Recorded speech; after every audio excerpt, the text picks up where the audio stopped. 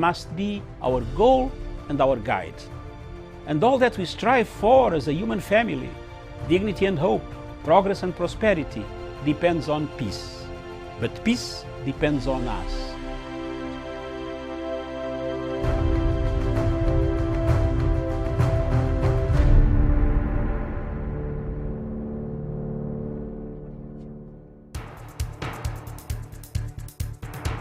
It is ridiculous and it is against the laws of nature that we can have somebody sitting pretty who takes home more money than the credible entrepreneur who is doing actual production of goods and services. We always say it as it is. It is only in this country that when a thief is arrested, you hear elders from their tribe saying, "He is our son and he is our thief." If you are deviant Yes. and I call you leader, Yes. probably you are already a leader, but you are leading in the wrong direction. We want to see the role of the youth Yeah. in the security, Yes. governance, Yes. and development. The youth that I meet and work with here, you know, we call them the millennials and X's and Y's, this and that. They don't necessarily want to live like their fathers and grandfathers, Yes. do business like their fathers and grandfathers. They're more independent, they're better educated, and they're the ones that are making everything move in this region. We look at the issues, we talk about issues that impact people's lives in Africa. The African peoples themselves continue to cheer bad leaders, and because they cheer them on, they continue to be misled. Let me ask you, doctor, would you rather be somebody who does not enjoy so much freedom but you are rich? Yes. Or you'd rather be poor who you are actually imprisoned by the poverty itself? My goal is not to come here and say, I want the majority ownership, I want to own this, I want to own that, I want to do this. My goal is we all make money and we're all happy, and I help build a big business here.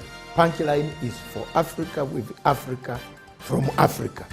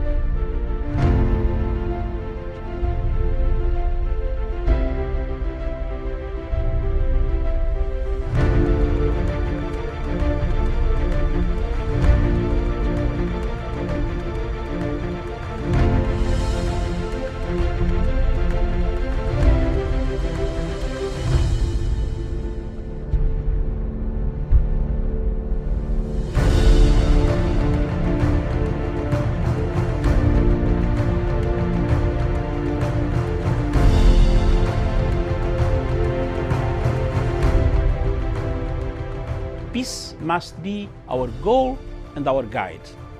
And all that we strive for as a human family, dignity and hope, progress and prosperity, depends on peace. But peace depends on us.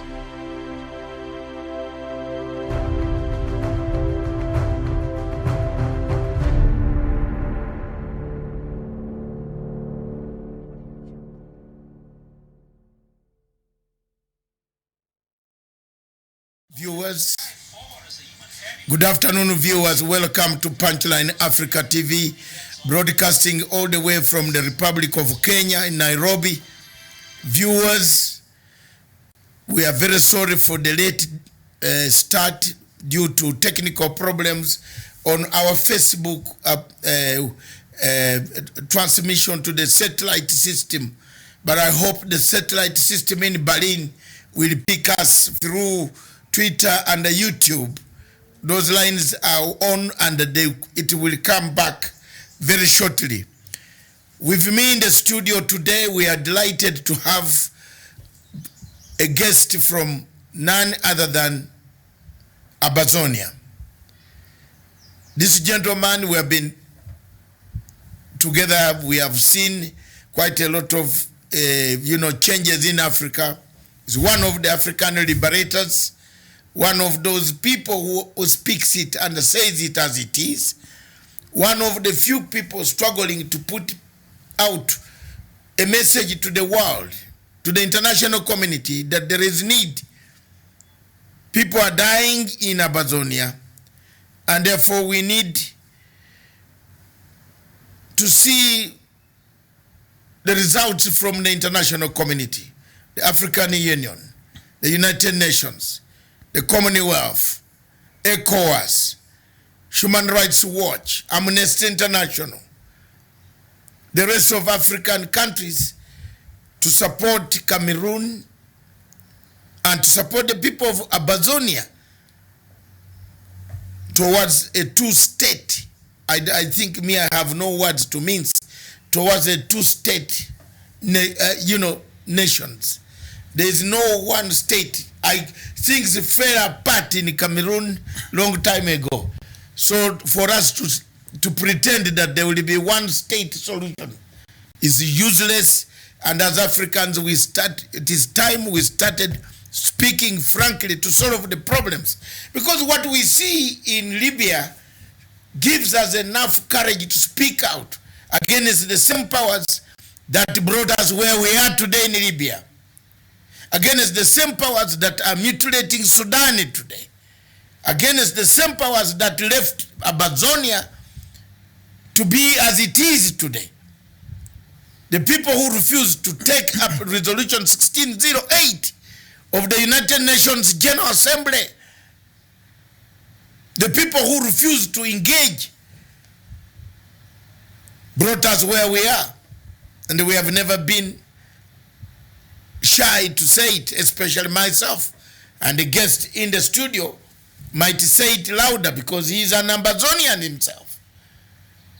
But as an African, I find it very, very, very interesting that all these things are happening, but there is nothing happening in African Union to indicate that the AU is ready to discuss, even as they fly to tomorrow, tonight. Foreign ministers of African Union will be in Niger, Niamey. There is no program, no agenda on the agenda, no draft agenda on AMBAZONIA. It worries me as an African, therefore. And with me in the studio, I've brought none other than Dr. Ebenezer E.B.N. AKWANGA. Dr. AKWANGA, welcome to Nairobi. Thank you very much. Thank you, Dr. Masanga. I want you to test the microphones and tell your people this will be recorded and forwarded back to the Facebook. They shouldn't worry, they are watching you. Those who watch us from all the platforms, if the Facebook is not working, it can come back, it is gonna go back. But you are being picked by South Cameroon Broadcasting Corporation. Any minute, it will transmit the same to you. Dr. AKWANGA, what brings you all the way through those capitals, through Nairobi, to find other Pan-Africans like us who have struggled for AMBAZONIA? 3 years ago, when I started this television station here, I thought it was a joke. I just went in and said, the people are dying. people are being told they cannot, people are being told they cannot go to court. They should speak French. They cannot go to school. Schools are closed. I picked it 3 years ago. So every day I kept on telling my producers to check that country, to check that country. And having studied international relations, I noticed that there were 13 countries in international systems that people were eyeing for regime change. And I predicted that those countries will be the following. In fact, as we speak now, out of the 13 countries, only 4 are left. But I picked on Cameroon and AMBAZONIA. I studied the conflict deeper. I started broadcasting on a daily basis.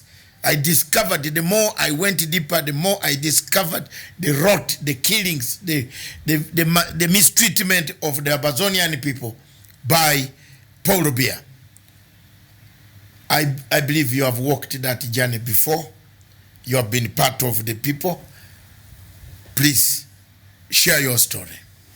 Yeah, thank you very much, Punchline Africa. Thank you very much, Dr. Masanga. Thank you very much, my brother. And thanks to each one of you who is watching me live. The first thing I want each one of you to know is that I came to East Africa because I've been here time and time again. We have reached a critical juncture in our struggle. And if we are not able to take down the positive lessons and equally to reflect on the negative lessons of what happened to 2 particular countries located in this part of our beautiful continent, then we are not going to shape our own future as Ambazonians. I don't want to sit on my keyboard and type anything. I don't want to sit on my keyboard and praise or send out criticisms. I need to go out and talk to those who matter. We just came back from Switzerland, where we, again, reiterated on the situation that made Eritrea to become an independent African country. How South Sudan became an independent African country. No matter the difficulties, we will not be able to chart our own path if we could not learn from the positives and the negatives of the struggles of these people. So in a nutshell, I won't give out so much. I came to East Africa for consultations. I came to East Africa to discuss with those who matter, those who have walked this same path, so that as I continue to move forward, it will be easy for me, not just to educate my own people, my own brothers and sisters, my fellow comrades in arms, my fellow comrades in the struggle, Ambazonians and those who support the Ambazonian struggle globally, but it will be a possibility for me to keep reshaping my thoughts as I move forward. Because we have reached a very dicey situation. It's extremely dicey. We've reached a situation where Ambazonians, my own people, are pulling a trigger on one side. The state of La République du Cameroon is also pulling a trigger on the other side. What is going on now tells us how contentious a negotiating situation or settlement could be. A negotiating situation in which the Federal Department of Foreign Affairs in Switzerland describes the situation as that of northwest and southwestern Cameroons. And many people saw it and said, hey, wait a minute, what the hell are you talking about? And then the Center for Humanitarian Dialogue talked about pro-independence groups in the former southern Cameroons. So in other words, Ambazonians are getting mad over the word northwest and southwest Cameroons, while the state of Cameroon is getting mad over the word pro-independence groups of the southern Cameroons. We haven't even reached the level where we have to sit and start talking about the agenda. We haven't even reached the level where we have to have those who will negotiate on our behalf. But we can see how tempers are flaring, and that makes it categorically clear that there is no way you can put Ambazonians and La République du Cameroon on the same table and leave them on their own. They will tear themselves apart. You must have a third party. You must have a third party. But we can't make up a third party. I have traveled the length and breadth of Africa. I have spoken to governments, heads of governments. I've met prime ministers. I've gone to a kingdom. I've gone to the palace. I've talked to ministers. I have tried to talk to even former presidents. Yes. Appealing to them as Africans that, listen, if we need an African solution to this problem, you should all come on deck and put your hands on deck. Why can't you come up, call the Ambazonian movements or groups and reach out to La République du Cameroon and let us start finding a negotiated settlement? But I can assure you no African country at this moment, none, openly or covertly, is willing to take the bull by the horn. And you understand why? The position of the African Union. So if a European country, and even the European countries are equally very careful, Sweden, Norway, Denmark, all these countries that in quotes talk about peace, none of them showed their willingness to reach out to both parties to say, listen, this is getting too much. There is a genocide that is ongoing and we will not tolerate this. We want to come on board and do something. Nobody is willing to do that. So it's easy to criticize. So for that, I want to be very frank. As I equally said to the Swiss, as I equally told one of the conflict resolution groups in Belgium, the Europeans created this situation. They created this genocidal war in our land. The United Kingdom and La République Française.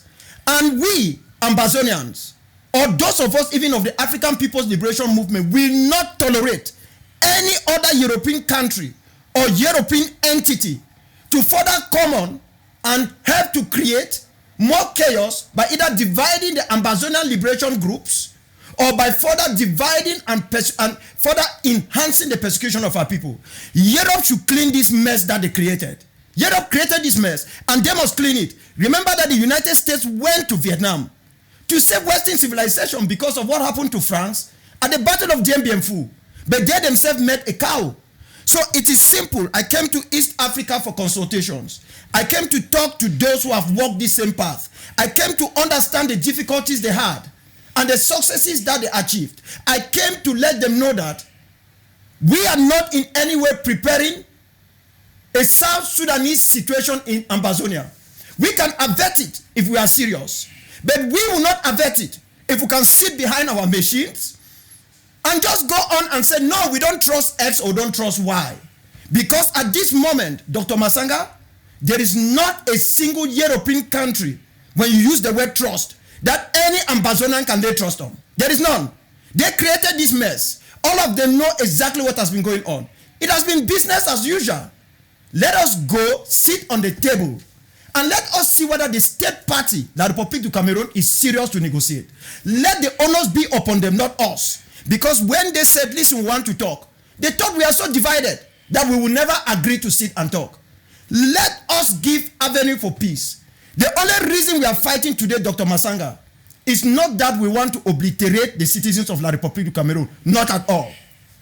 It's not that we want to bring the dictatorial regime of Mr. Biya to the floor, not at all. We are not interested in the politics. We are fighting today because a war was imposed upon us. War visited us, violence visited us. And the only way for our people to achieve a permanent positive peace is for us to defend ourselves. Listen, if we do not defend ourselves, if we do not understand that there is no conflict, except somebody is going to show me one independence conflict in Africa, whether you want to reassert that independence, whether you want an opt-out of a failed conspiratorial union, you have to sit on the table. The person you are sitting on the table with is considered at that time as your enemy. People who have killed their own can never really be your friends.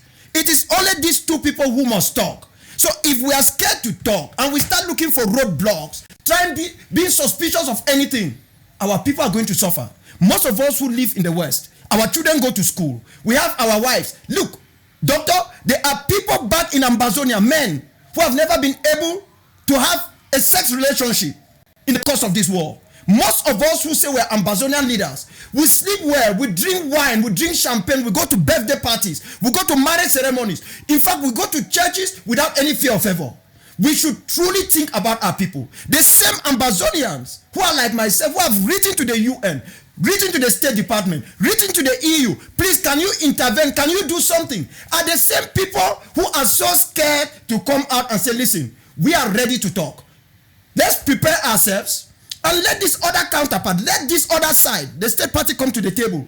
Let everything be on the table. I am an Ambazonian. The only red line I have is not, even if France comes to the table, I would prefer that. So that they don't become spoilers as they're trying to do. The only red line I have is, if everything is not on the table, specifically the right to external self-determination, to either reassert our independence or let us have that opportunity to decide our fate. That is a red line AKWANGA is not willing to cross. Any other red line now will be something that will be negotiated. We will negotiate on the positions we'll have to sit on the table. We will negotiate on when there will be breaks and short breaks. We will negotiate even on the food to eat. We will negotiate on the name tax. We will negotiate on everything. But more specifically, we must not be afraid to go to the table to negotiate. Unless some of us think that we are profiting from the war situation and we are trying to make sure that this war doesn't end. Yes, I know ministers of La Republic who are making millions out of this war, and they think a military solution is the only way out. No, it's not because they think they will win the war. They think they can make more money, so that at the time that we become weary, they would have making a lot of money out of this war. I know Southern Cameroonians or Ambazonians who are also profiting from this war situation. We must not profit on the backs of innocent men and women. We must understand that none of us have the right to take another man's life. Our right to self-defense does not give us the right not to negotiate to give our people. The only reason why we are compelled to defend ourselves, a true peace. That is a permanent positive peace, not a temporary negative peace that has befallen our land and most of Africa for a very long time. So that is why I'm in East Africa. Thank you very much. I wanted to give you that time, and thank you very much for answering so many of the questions. Some of them you have answered them, and I want to bring you to very serious issues. I will begin on the side of the humanitarian catastrophe, the suffering of the Ambazonians. In your speech, you made very serious points on the question of the women, the children, the girls, the boys, the youth being slaughtered by the government of Paul Biya, the women who ate their Christmas in the bushes. They have never returned home. The social network breaking down completely in Ambazonia.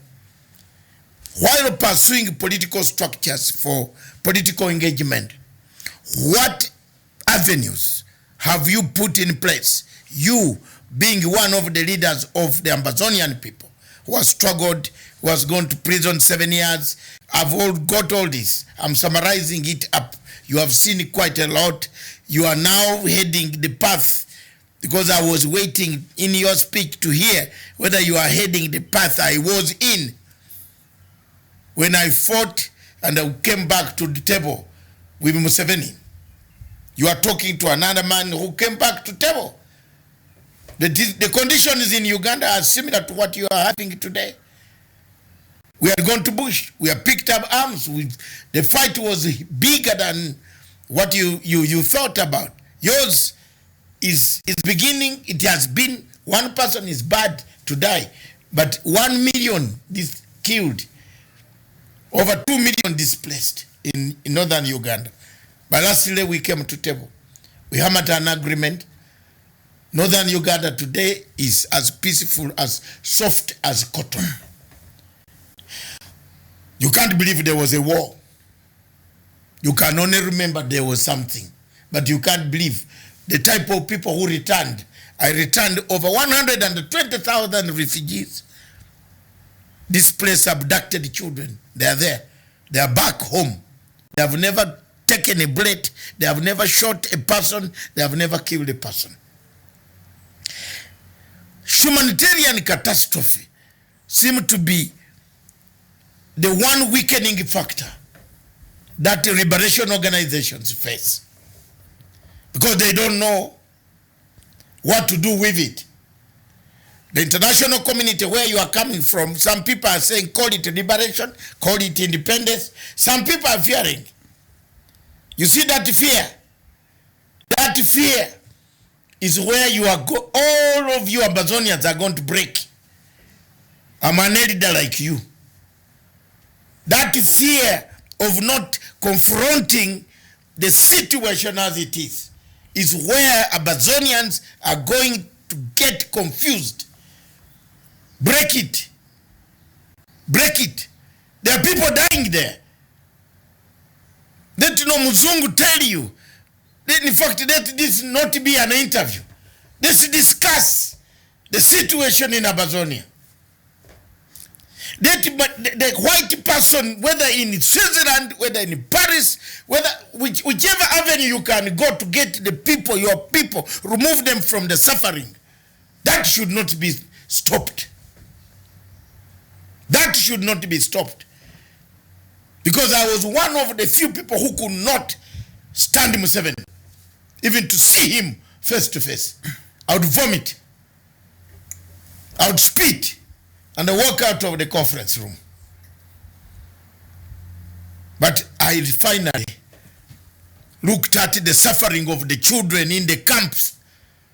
The torture, the maim, the diseases killing the children in the camps. It brought my heart. It brought all opposition groups in London. The Prime Minister by then made, one of the Prime Ministers who replaced Tony Blair said, please, I want you to go and lead this delegation. Lead it to peace. I said, I need a letter. Because I left, not in a good, to go for a marriage ceremony in London. I came while running on foot.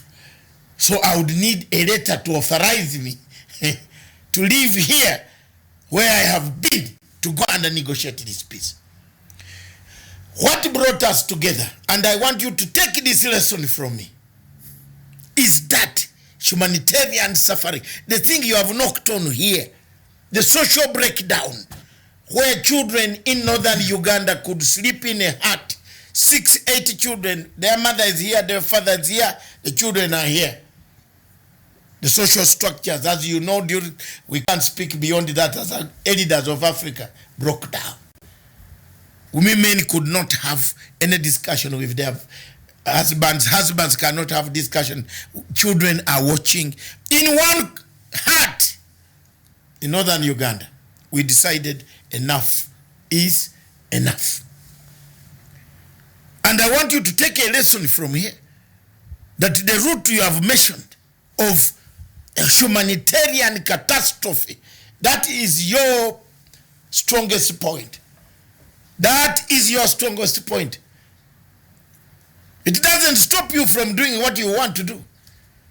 But as long as you have a humanitarian catastrophe to remove those women who were in thickets in the forest while Paul Biya was enjoying food in his palace with his wife, who has 1 million hair, you know, that hair costs $1 million, is it?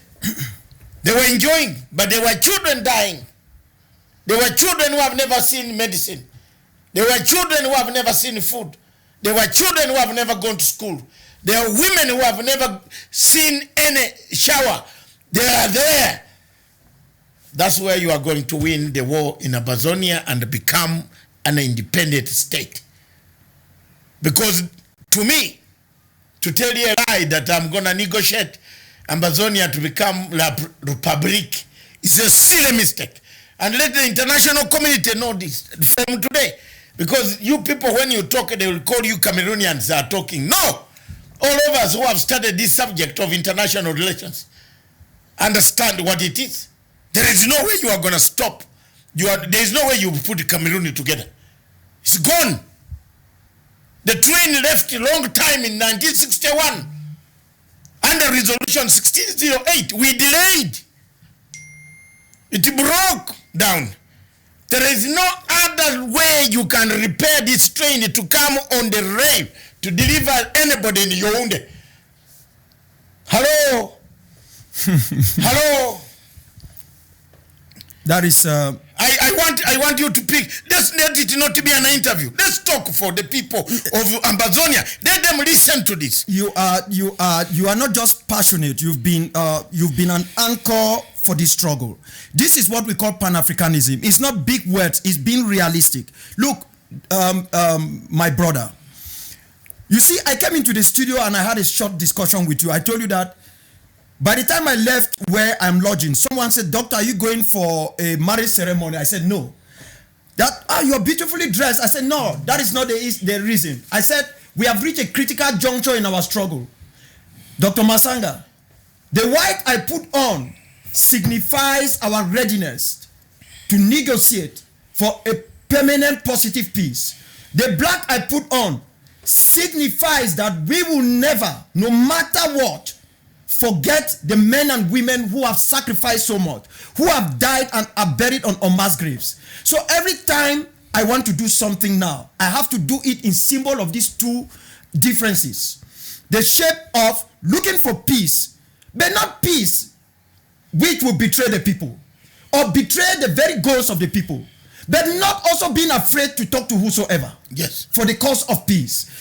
But the black will always make me, at any time, something, somehow, with my human frailty, beckons upon me to say, "Please, soften down." No, the black will say, "You can't." Remember those who have given everything. Remember those in prison. Remember those who are internally displaced persons. Remember those who are refugees. Remember those who find themselves in China and other parts of the world. Ambazonians scattered all over the world. Do you know that some stumbled upon me yesterday, last night? There were more than 30. Where were they traveling to? Dubai. Yesterday, because their plane could not take them to Dubai. They met me. They were surprised. One of them approached me and said, "Oh, doctor, I know you." I said, "Why are you going to say Dubai? Where do you come from?" Kumba. That is another persecuted area in the southern Cameroon. I was not expecting anyone to know me where I was. They brought them, the airline brought them to that hotel. Now, let me go further. I have seen the suffering of our people. Okay? I've been to Ghana several times. I do not talk about these things to intervene on the situation, the humanitarian plight of the refugees there. I have gone to the office of the UNHCR. Nobody was there to talk to me. I have approached the Ghana Refugee Commission. Nobody was there to talk to me. I have to, on my own, in support of the African People's Liberation Movement, and even my wife, Mama Ambazonia, to support the refugees. I can give you instances. You will be shocked with the suffering of our people. I'm just giving you the state of Ghana. I was in Geneva of recent. After trying to find out the need for peace, why do we need to sit together with the other side? The rest of the delegates left. My job in Geneva was not complete because I had a meeting with the United Nations High Commission for Refugees. This meeting was set up. I needed to sit down with these people and let them know about the calamity and the suffering of my people. This was a 55 minutes meeting. I was there alongside my Secretary General, Dr. E.B.N. And I discussed with the UNHCR authorities, especially those who handle situations in the Central African region and within La République du Cameroon and the Southern Cameroons, and also those who handle the situations in Africa. I said, listen, it was not our job to give more work to the UNHCR. We did not call upon this war. We did not ask for this war.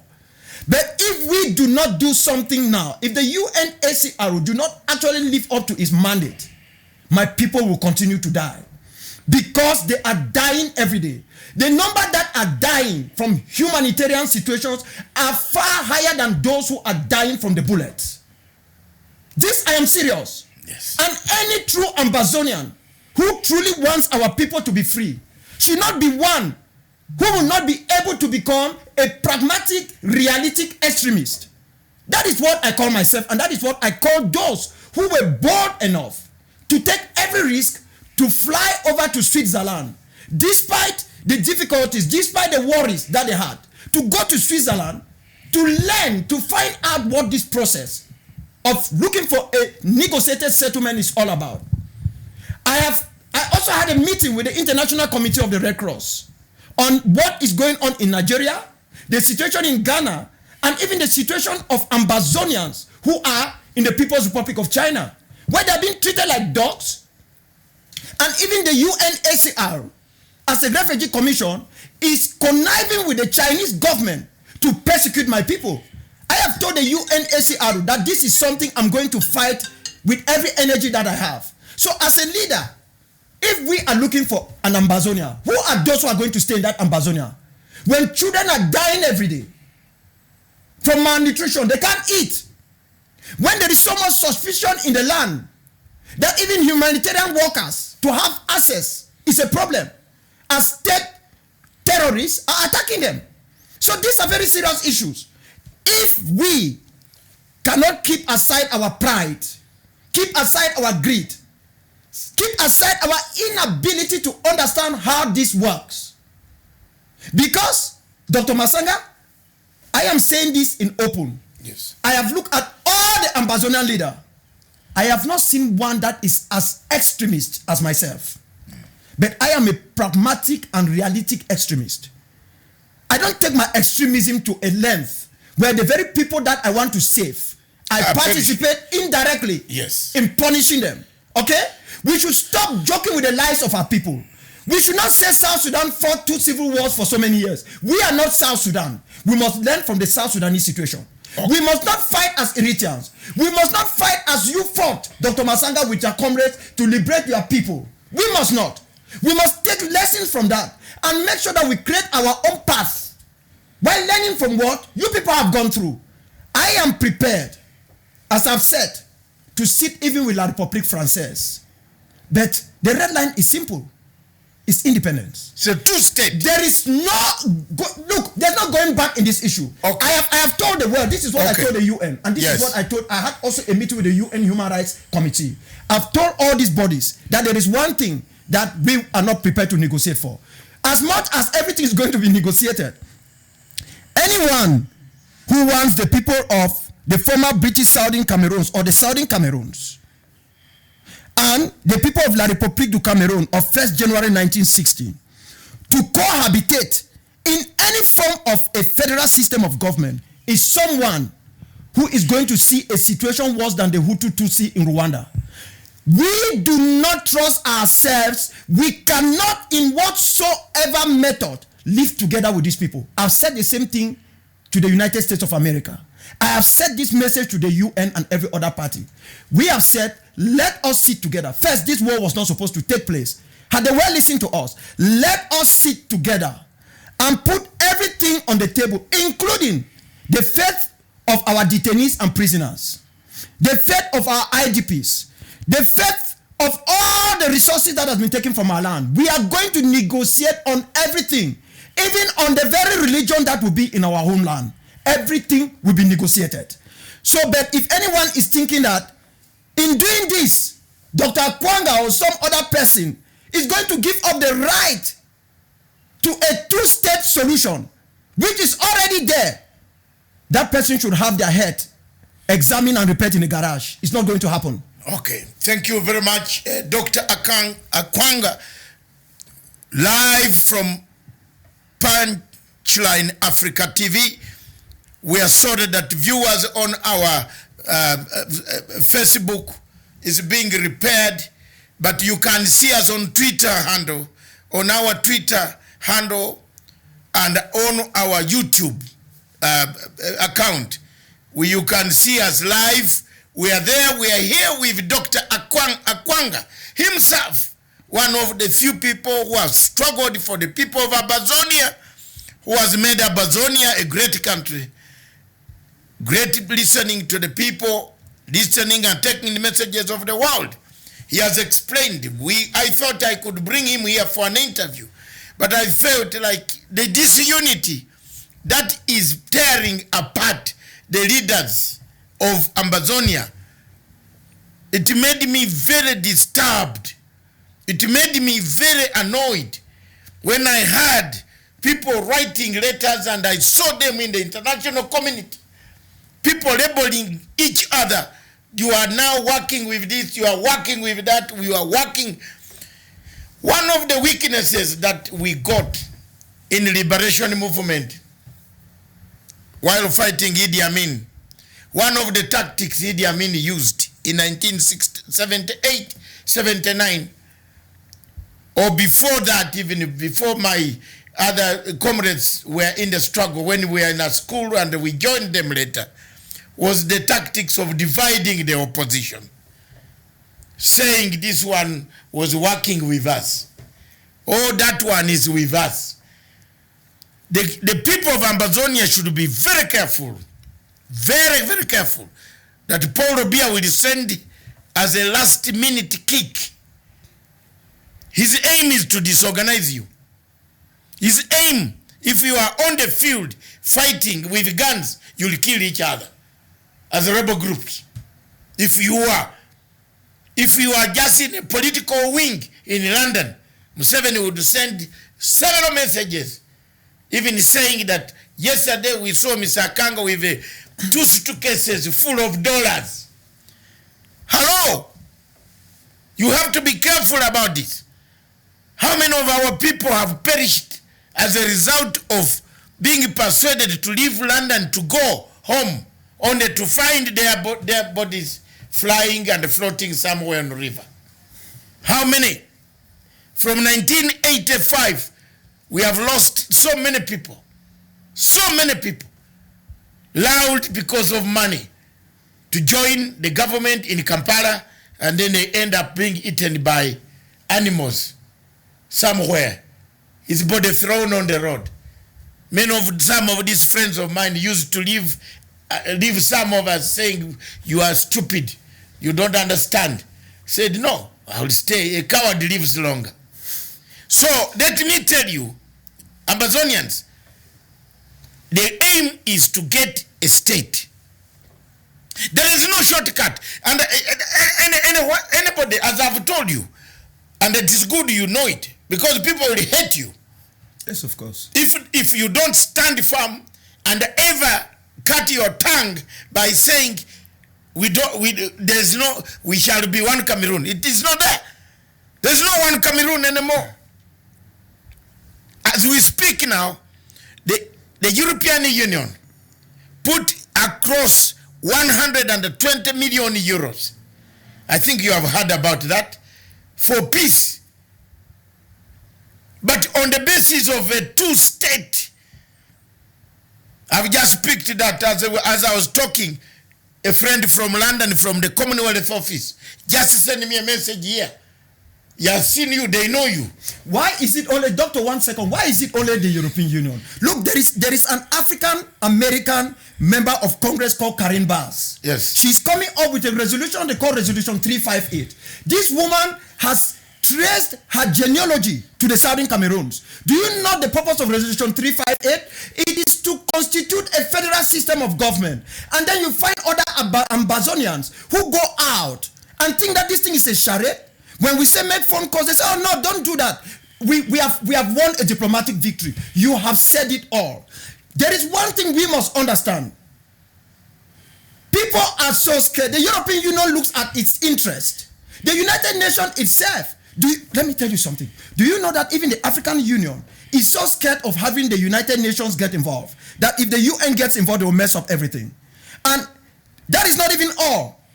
Now they have increased the number of spoilers within the Ambazonia community. Like what you are saying. You go and sit in a hall to talk, they say, oh, Dr. AKWANGA went and was asking for 3 million. That they should give him 30 million first before he can sit and discuss. Look, Doctor, I am not worried about what people are saying. They can say what they want to say.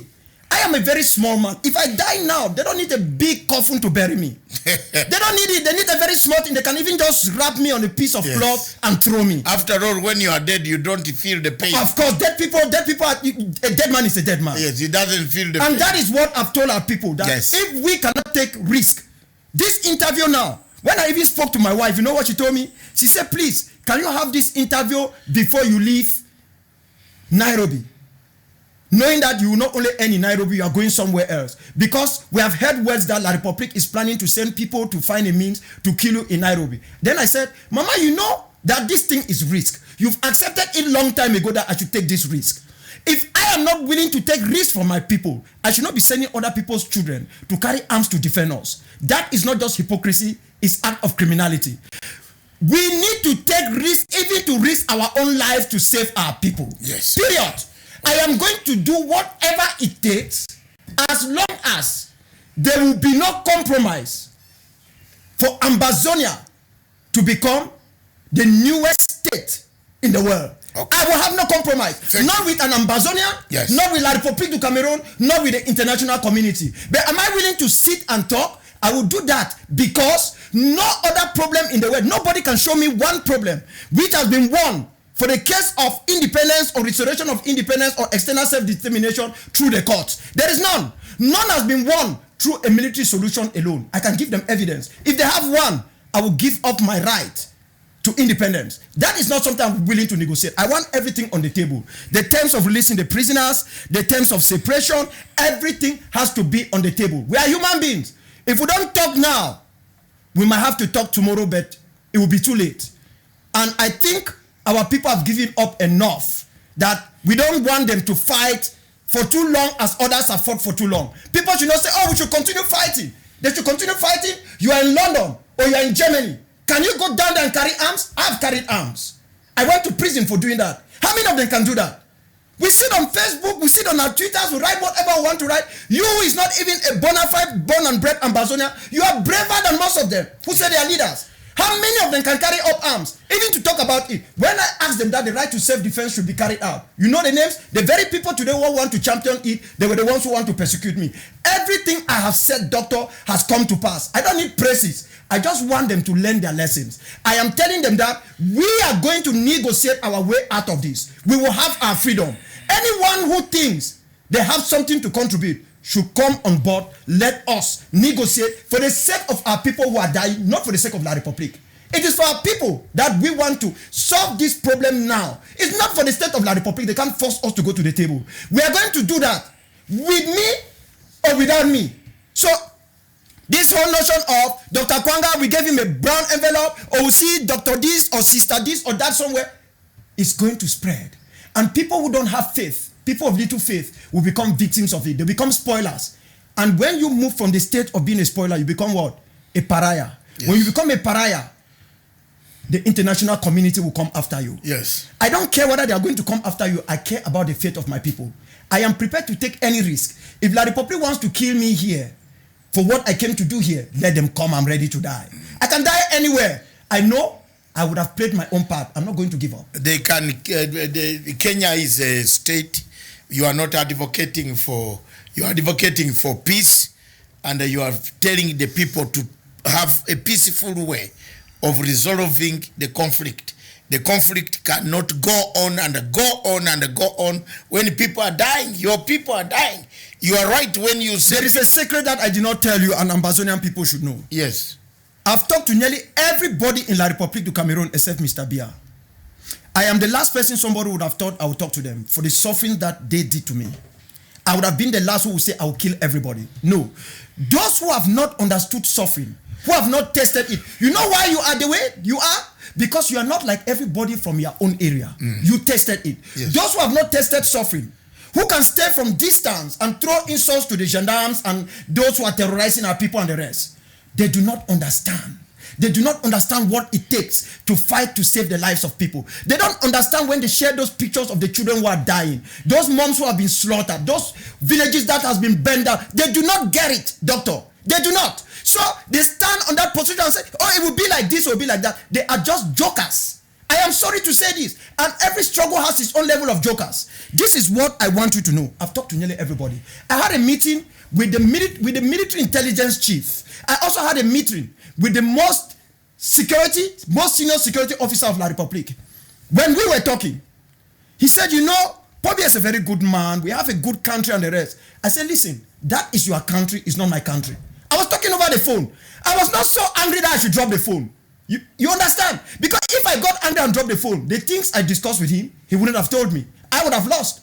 So I said, listen, it's your country. You love it, you say it's peaceful. For me, I don't think I'm a Cameroonian. I've divorced myself from that long time ago. I am an Ambazonian. He said, no, you see. I said, listen, every Southern Cameroonian, including John Gute, who is prime minister, cannot refuse that he's a Southern Cameroonian. He could only argue that I'm not Ambazonian based on the name. Southern Cameroon has existed and is existing because it's got a territorial confines. It's got a historical tendency. It's got a legal backing. So each one of us are Southern Cameroonians. which makes us different from La Republic citizens. So I have talked to everybody.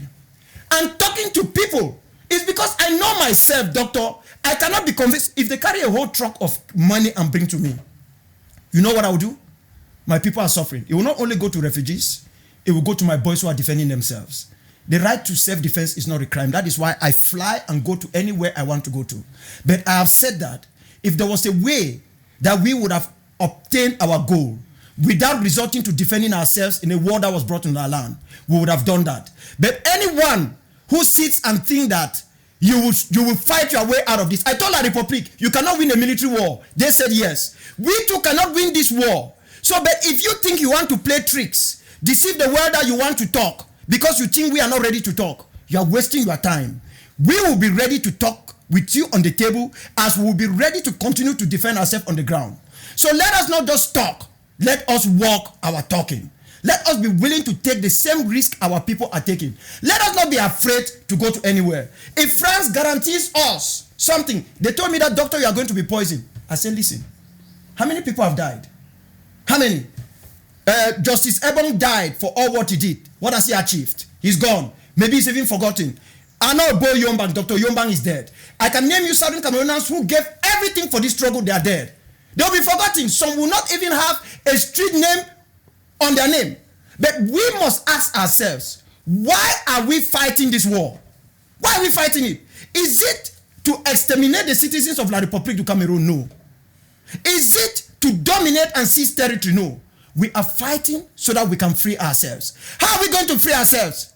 We'll have to find a way to talk. Who are we going to talk to? We'll be talking to the same people who have demeaned us, depersonalized us, thingified us, and brought genocide to our land.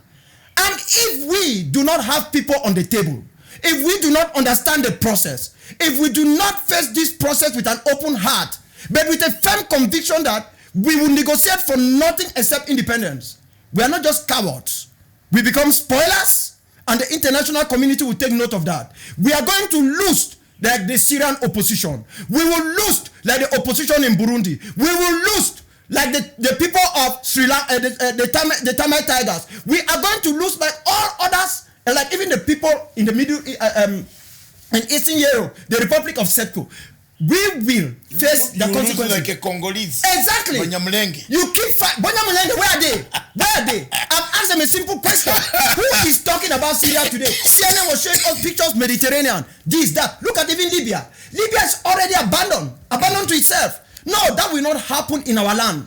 We must take the opportunity to fight for our people. When people like you are out there echoing that, but we should prepare ourselves before we go to that table. We cannot try to play games and think that we are going to have Jesus Christ who will come from heaven to become a mediator, sitting alongside Mary Magdalene or Mary his mother, and then you have Angel Gabriel. It's not going to happen. It will not. We will negotiate this time along with even Lucifer to make sure we have our freedom. So we are not going to sit and try to, there is no middle way in this. There is no cat and run solution. There is no cat. Somebody should not just say, I will not do this. Give us an example. If there is any way that you can just go to any court anywhere and it declares independence. We have one of the strongest legal cases. But that does not bring you freedom. What has happened to Western Sahara, doctor? Western Sahara with a very clear legal case, just like that of Southern Cameroon, even with a state that recognizes it, like Algeria. Yet, because of France's support of Morocco, the status of Western Sahara has not really changed. Western Sahara is even part of the African Union. They come in and Morocco withdraws from the African Union because of that. What has changed? What has changed? We have to get real. So what we need now in Ambazonia are pragmatic, realistic extremists. I use the word pragmatic. Our people come first. Yes. I use the word realistic because we must look at all other cases around the world and ask ourselves whether we are part of this global world community and how the world works. I use the word extremism, that the position of independence is one that is non-negotiable. Okay. That is why we talk of total and unconditional independence as the motto of the African People's Liberation Movement. Okay, thank you very much. You have explained yourself very well on the peace mission. Dr. AKWANGA is on a peace mission which he went all the way to Switzerland where they had a peace meeting preparing a groundwork for a peaceful resolution of the conflict of Ambazonia. He is not in Africa to seek arms to fight the government of La République. Let it be known, because Africans have a problem of twisting things. And when you are like in a struggle of this nature, you face quite a lot of difficulties that bring about quite a lot of problems for people. And what happens is a very serious issue. You have raised here the issue of a negotiated agreement. Do you see eye to eye with all the leaders? And I'm asking you this from a neutral point of view. Taban, is it Milan? Milanatam? Milanatam. The gentleman, Sisiku, the one in... Ayok Julius Tabe? Yeah, the one who is in detention. Detention. Saku, Dr. Saku. Yes, Mullah Samuel Emmanuel Saku, and another gentleman, what is his name? Ayok? Ayaba. Castro Ayaba. Yes. I want to ask you candidly, do you see eye to eye with these guys? Because, you see, before we went to the peace process between the Lord Resistance Army and the M7, so many things emerged. Some in opposition never liked it. They swore over their dead bodies never to have any day to meet President M7. And even sit and in the conference room have tea is also taking tea. We had very huge uproar. But as a leader who was committed to peace, I swam through all these waters and I calmed them. And I said, there's one thing I'll do on earth. And I cannot do it without the presence of the international community in presence of Museveni himself. Because if you don't, you refuse to see, to talk. You are talking on radio, you are talking on Twitter, you are talking on what? I waited for President Museveni to come to Juba. A neutral ground. He wanted to say hi to us, to shake our hands. He said, sorry, Mr. Mediator, the international community ambassador, Mr. President, there were 5 presidents present. There are 2 conditions for shaking this hand today. 1, make sure that there will be no war again in Uganda. Never should you use an armed strategy to kill Ugandans. That's point number 1. Point number 2, identify, notify, display the number of prisoners in Ugandan safe houses and give them the notes to the mediator. If you do that, Your Excellency, tomorrow we come back, we shall even have champagne.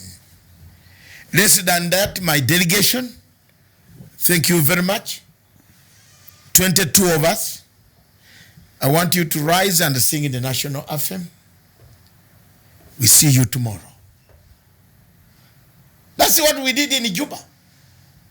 President Museveni said he's not going to leave Juba without without now these ones, without greeting them, without telling them off. I said, hey, no problem. Dr. Yakamacha, Salva Kiir, Chisano, Chikwete, all of them came to our hotel and said, please. Said, please, can you go and tell him, let him sign to you that he will never use force again. Because you have seen the problem of 22 years of force. But you went to Juba. Yes. You did not say you're not going to Juba. No. It means you prove to the rest of the world that we are willing to talk. Exactly. Had we talked on keyboard, And say, no, Museveni has killed our people. Yeah. We never talk to him. We don't want anything I am to do with telling him. you, there are people who they just looked at me and say, you are a very stupid man. Some You have of to sell the people. Yet some of them wanted to push me in a train station to kill me in London. I'm telling you, what you are going through is what I went through. But I said I went to school. What are the tools that I learned from conflict resolution? One of the tools is, if you disagree with your enemy, you tell him there that 1, 2, 3, correct them, I'm coming back. And that is the tool, which I believe you are a teacher of conflict resolution also. You know it. So I said I will defeat these guys. The headline on BBC, Al Jazeera, CNN, they refused to greet. Museveni brings his hand. The photograph was taken. We refused. We walked out. It became a headline. The President of the Republic of Uganda said he's not going to leave Juba until these guys talk to him. So he's a fellow head of state. We are not on that status. They better talk to him. Where is this list these guys are saying? Bring it tomorrow. How many people are in safe houses who have never been taken to court? We finished the problem of detaining anyone in Uganda ever. You can detain people in Uganda, charge them in a court of law, but never will you take them to safe house again. You see what we achieved, which nobody in a keyboard could achieve. The following morning, Museveni comes back, documents ready. He sent people to Kampala to bring the list. What? They read it. They said, we can't read it for security reasons. Fine, thank you. We want the files. We are not concerned about the rest. We want the files. Mr. Mediator, Dr. Yakamacha, can we have our copy? We are not saying we are publicizing the copy. We need our copy.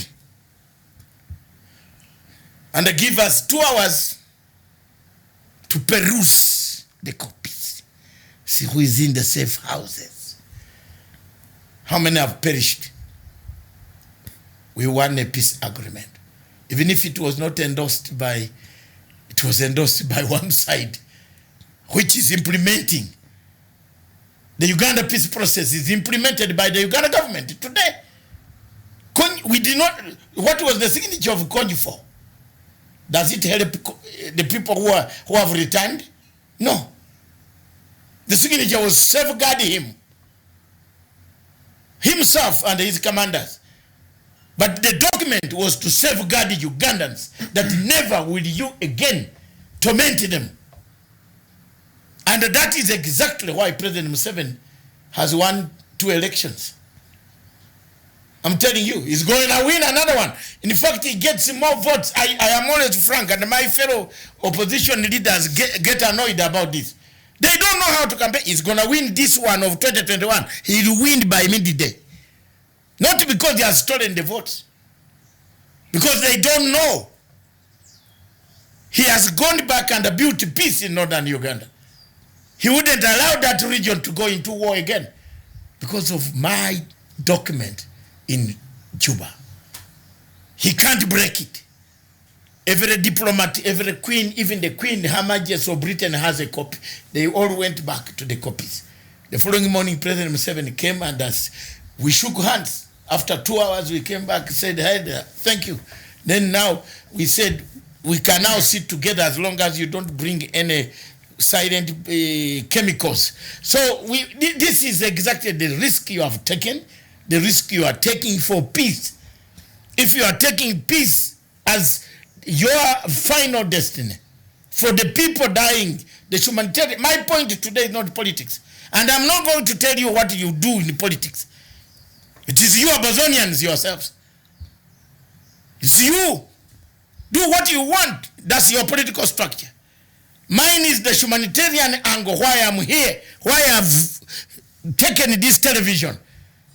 I hate to see the children, those women, the younger men being pulled on the Land Rovers, tied their legs by the army of Paulo Biya, dragged along the streets of all their places. I hate it. humanitarian catastrophe and human rights abuses force me to fight any African who's doing that.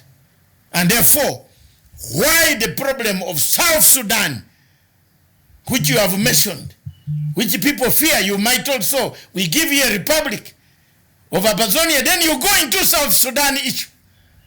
Do you know why it has failed? Ask me. They never took my advice.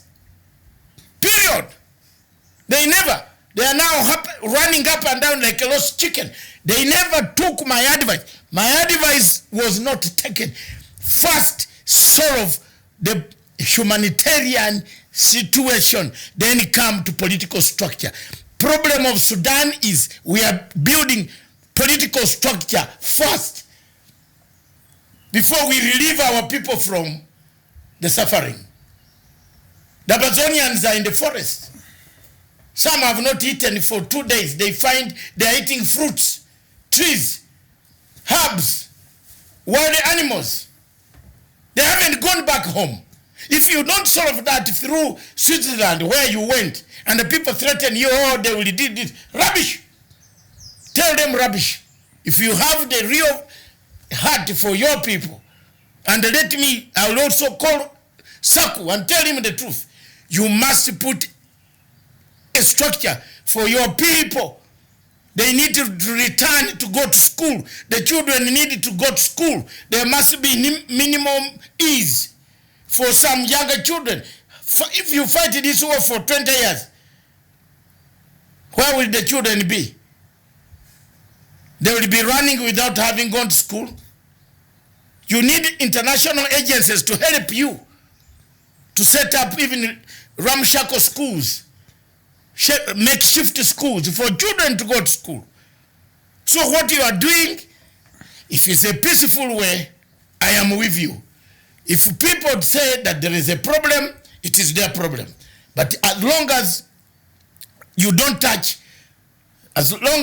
the political structuring, where you are going wrong, all of you Ambazonians, is this political structure. You are right. You are right. You are right. You are right, doctor. And the reason why you are right is because you've lived it. And the South Sudanese wouldn't have listened to you. We have a problem in Africa that we don't listen to those who look like us and who come from the same place with us. You were not good enough or expert enough to advise them, and now they are facing the consequences and will never accept that what you told them has come to pass. You've asked me a very tricky question. My relationship with Comrade Julius Ayoktabe, Milan Atam, Comrade Lucas Chwayaba, and even you talk of Comrade Emmanuel Sako. Now let me be very upfront with you. From a personal perspective, I am not in the terms which I would have loved to be with some of these people that you have named. I am not happy with that.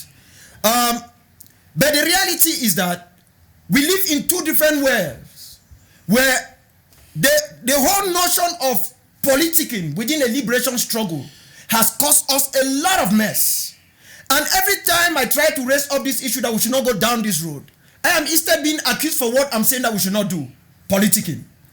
So, Comrade Julius is in detention. As much as I am angry for some of the things he has done, but I can tell you that if he reached out, I will have no problem talking to him. After all, he met me in the struggle, and I'm happy that he joined the struggle and is willing to do something for himself and his people. It goes the same thing. There are people who say, no, doctor, don't talk to Comrade Milan Atam. We know he works for La République, he's a citizen of La République. I talk to everybody. Even federalists who are Southern Cameroonians, when they called me, I don't call them Ambazonians. I know they're Southern Cameroonians. They want to talk to me, I will talk to them. I listen to you and I give you my opinion because you are not going to change my position. That is who I am. For Comrade Sako, he wasn't in Switzerland, he sent a representative. But I have made it very clear to him that the time to be sending representative when as a leader has passed. You must understand the situation. You cannot be so protective of your own security while there are people's children who are dying on ground zero.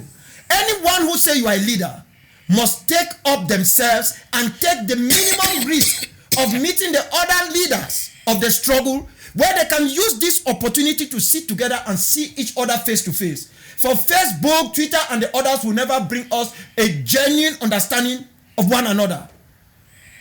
For Comrade Lucas Chua-Yaba, I am more concerned about him because he has given so much to this struggle. And at a time that I would think that he will be more pragmatic, more realistic,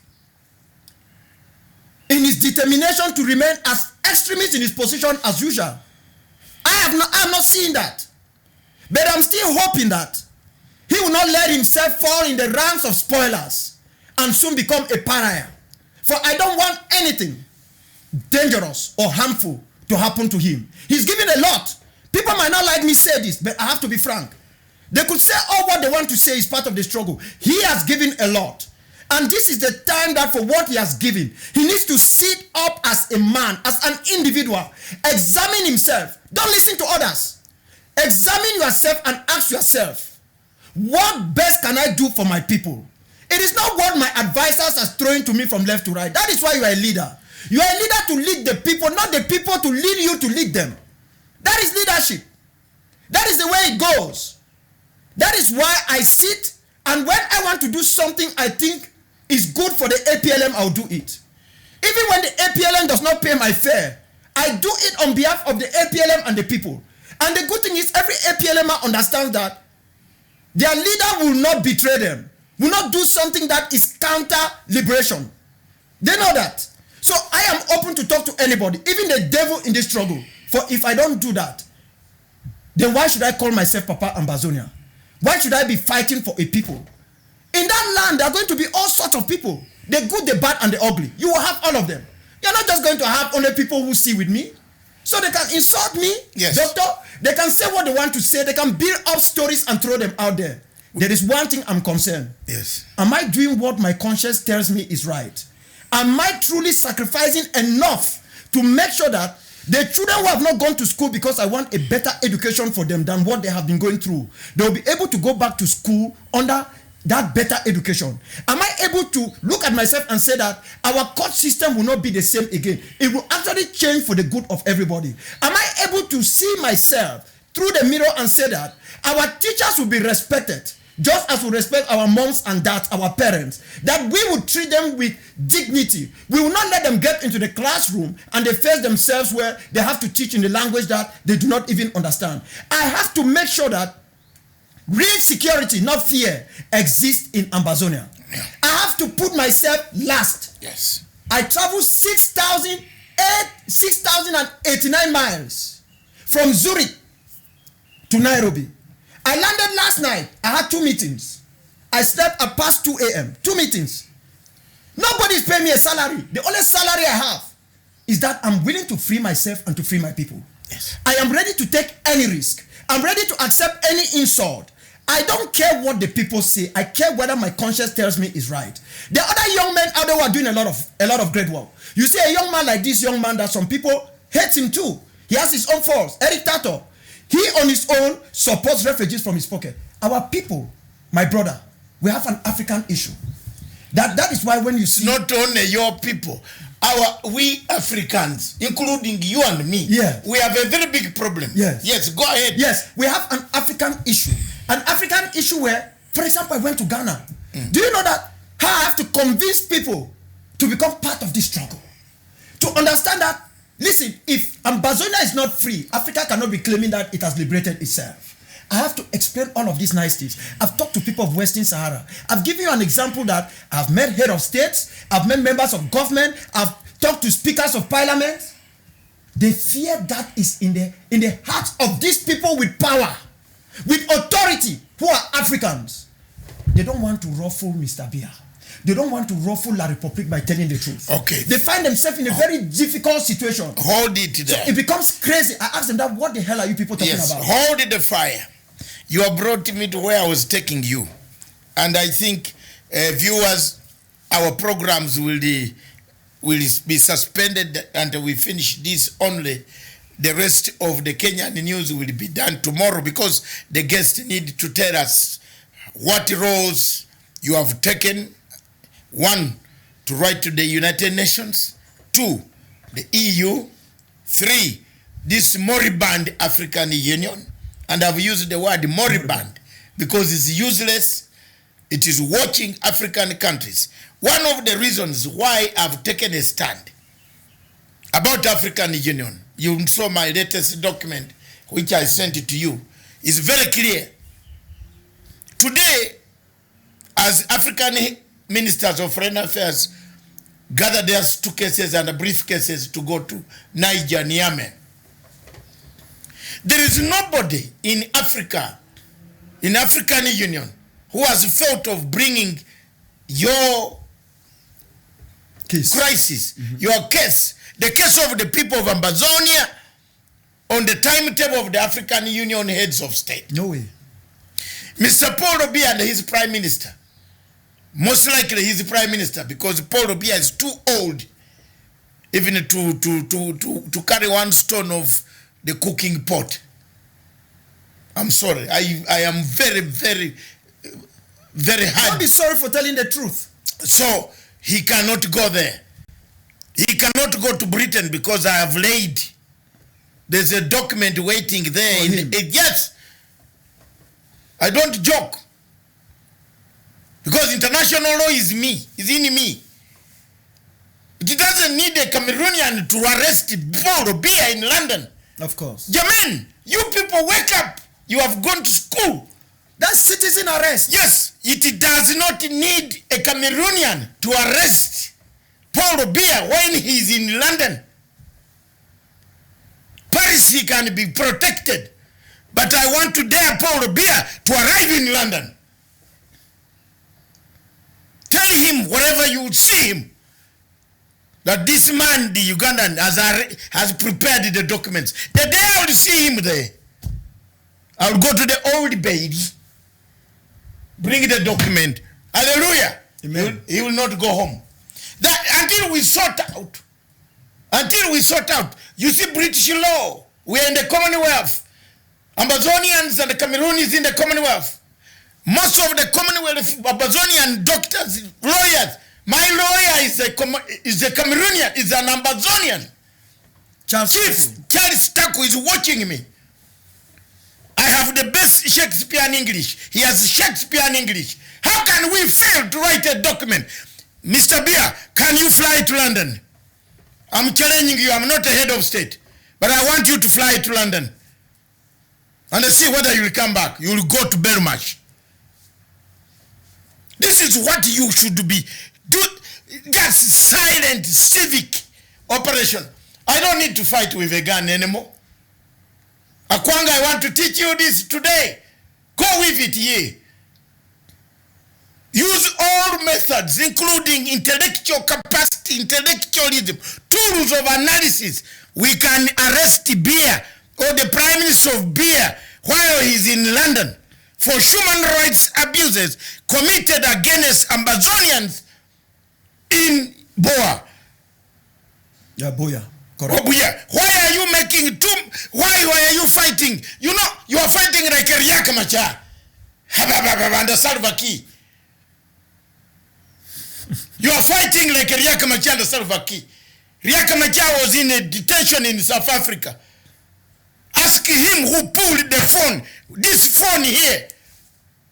This phone, not IGAD. This phone. To a friend of mine. Friends in Southern Africa who respect me. Because he told me on his interview that Masanga, I don't want to hide you. I am under house arrest. I can't go out. I put it on this TV. This guy is under house arrest. How is he going to negotiate? Zuma has refused him to go out. What condition did you put Riaka in? I started making noise until people started wearing their suits to run around. We got Riaka out. We have waited. Documents of killing people are waiting for Mr. Biya in London. I dare you to go for medical treatment around there. That's a very serious war fight. I think the Cameroonians would be more worried about me than you. Because, yes, I am more deadly on that. That's why the people of Ambazonia today hear that from me. I'm not from your country, But I've prepared those documents. The day Mr. Biya will make a flight through the airspace of United Kingdom, I'll catch you.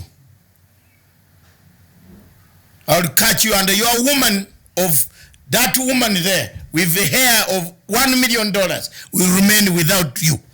You are 100% correct. When I went to the Human Rights Committee and they tried to send a message to the Human Rights Council, I made one thing clear. I spoke about not just the acts of impunity in Ambazonia.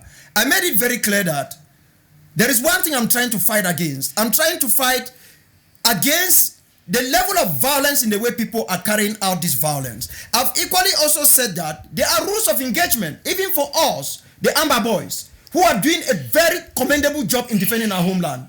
And if people go out of their way to do things which international humanitarian law does not permit, ignorance is not going to save them. To say I was not supposed to do this. I've explained these things behind the scene to our people. I've talked to them in public.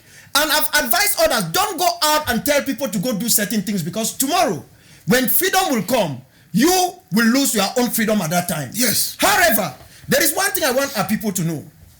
We're very resilient people. You see this flag I carry? I will carry it anywhere, anytime. I will die with it. Because my entire life centers on this flag. But that does not mean that if Mr. Biya carries his own flag, I'm going to tell him that you will not sit with me because you are carrying your own flag. It doesn't make sense. I want you to be a state. If Ambazonia becomes a state recognized by the international community, we will only succeed if there will be stability in neighboring La République du Cameroon. So the stability in La République du Cameroon will play so well for us, the Ambazonians. It will be a wonderful thing for us.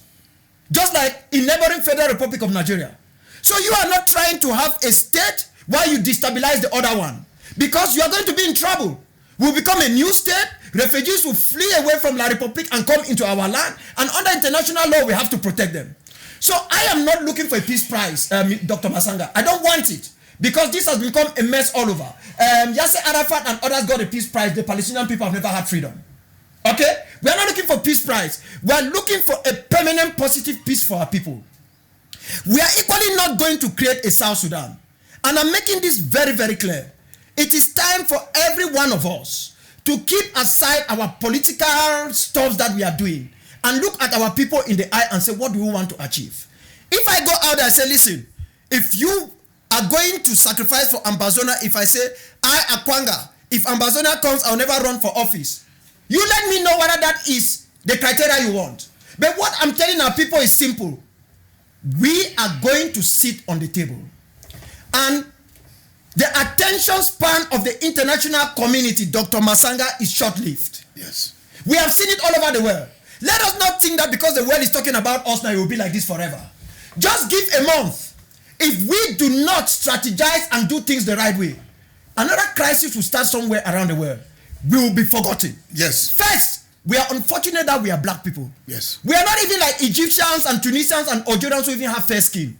That is our first curse. We are blacks. So it will be so fast for the international community to forget about us. Yes. See how our crises are. Is CNN carrying it the way we expect? No. Is BBC carrying it the way we expect? Yes. Just imagine that we miss an opportunity to prove to the world that we are matured enough to run a country of our own. Because what the world is watching now is, are they going to maturely come to the table and prove to the world that we are matured enough to understand how these international things work, where we can run a country? They are going to say, you see why we told you that? Let's give them federation. Because they're not matured enough. They don't even understand how the international system works. And then you even find other Ambazonians and Southern Cameroonians pretending that they want to get involved in it, while they are actually not only acting as spoilers, doing the job for La République du Cameroon, trying to discourage our people, trying to turn against other leaders, trying to spread lies, because they do not want us to sit and negotiate, because they know when we sit, since legality is on our side, legitimacy is on our side, morality is on our side, facts now on the table, under legal instruments, will compel La République du Cameroon to have no other choice than to say, okay, there is no way I can argue it out. That is why they are so angry with the Center for Humanitarian Dialogue for using the words pro-independence groups of the southern Cameroons. Just as Ambazonians are so angry that the Federal Department of Foreign Affairs in Switzerland used the words Northwest and Southwest regions. People don't understand that we have not even started negotiation. We are already fighting. It's to tell you the bitterness that is between the two sides. And it reinforces the reason why we must sit on the table. We must understand that if we do not talk now, we will be dragged to the table by the international community, and they will impose something upon us that is not what we want. Thank you very much. Viewers who have just come in, and I want to thank my sister station, the South Cameroon Broadcasting Corporation, which is lining you up live. And there are so many, we started in a way on YouTube and Twitter, but now we picked up on the satellite itself, and the things seem to be hot. There are so many mixed feelings here, Mr. AKWANGA, Dr. AKWANGA, which you must expect. So many comments are coming on this side, but today it is my role to moderate. I am going to be talking to all of them. Viewers, wherever you are, listen to me and look at this face. I am not a Ambazonian. I am an African, a Pan-African who looks at a Ambazonian, anybody in Africa who is being killed, as a very bad sign for us Africans. And therefore, if the struggle for the people of Ambazonia to have their state, which was denied under Resolution 1608, has not been completed, I will continue to speak as an African until the people of Ambazonia become free. But for now, I will be talking to Mr. Saku. I'm going to have an interview next week with him, exclusive. I want you people to put your ears and your pens and correct your leaders. I don't want you people to insult. Don't be like Zimbabweans who insult their own mouths when they are eating a hamburger in New York. The people in Ambazonia are not eating a hamburger, what you are eating. The people are suffering in the bushes. The women are dying in the bushes. There must be a movement towards easing this suffering. And that's why some of us spend our time, our own money, to install these systems for you to exchange views. Therefore, I don't want anybody who's insultive. Listen to the leader. If you have your personal differences, that's yours. I am going to bring Miran also next week. Miran, you will be on this platform. Mr. President Sako, the current man, will be on this platform. Another one who has been mandated will be on this platform. Because that's what I studied. If I can't practice it in Africa, then where will I practice it? In Indian Ocean? No. Let's finally come to our winding up questions. Lots of things have been done. And I'm glad you understand that axis of not becoming South Sudan. Please. You know why most people don't want to touch you? All of you? Have you seen why the weakness is there? Yes, why the agencies, all agencies, they do very well on paper. They do recommendations on paper. Of course. But when they see a South Sudan syndrome. Exactly. And this is what people should learn, what you elders should sit down and advise the younger generation we have today. The younger generation in Kuala Lumpur, who have run in exile, in Nairobi, in Uganda. There are many Cameroonians in Uganda who are refugees right now as we speak. Thanks God, Uganda does not discriminate. We don't say you refugees stay for 1 year before work. Once you have you are able, we can give you work. Kenya the same. People are doing the same. Please educate these younger people that for peace to return, there must be a meeting point. Not with beer. It doesn't necessarily mean beer. When we started the peace process of Uganda, we did not meet Museveni first. No. If I tell you the agencies that brought about for us to reach Kony for the first time when people were going to the toilet every 5 minutes. You are reaching a rebel leader who has over 60,000 men. All the forest is covered with them. Heads of state were saying, stop here, let's go to the bushes, come back. Because of the fear. There was one thing that took us there. There is one thing that the rebels understood the first day. And that thing was, our people are perishing. You know, when you are fighting a war, you don't know whether they are, you think you are winning, but you don't know the suffering of the other side. That is what other leaders should know. Stop planning political leadership. Please avoid that. Dr. AKWANGA, avoid political. You, for example, you are on the right path. Just fight and let them take it. That is it. Do you know what? That is it.